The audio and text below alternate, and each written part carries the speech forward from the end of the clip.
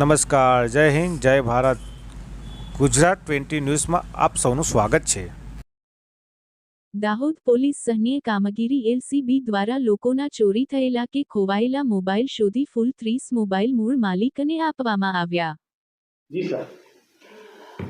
ગુજરાત રાજ્યના નાગરિકોને જે મોબાઈલ ચોરી થાય છે તેઓને સરળતાથી મોબાઈલ પરત મળી રહે તે સારું ગુજરાત સરકારશ્રી દ્વારા તેરા તુજકો અર્પણ નામનો મહત્વાકાંક્ષી પ્રોજેક્ટ અમલમાં મૂકવામાં આવેલ છે. આ પ્રોજેક્ટ અંતર્ગત દાહોદ જિલ્લામાં જે પણ મોબાઈલ ચોરાય છે, ખોવાઈ જાય છે તેની માહિતી છે તે સંબંધિત પોલીસ સ્ટેશનને આપવામાં આવે છે. એ સંબંધિત પોલીસ સ્ટેશન પાસેથી માહિતી મેળવીને એલસીબી દ્વારા તેને CEIR પોર્ટલ પર તેના ડેટા અપલોડ કરવામાં આવે છે.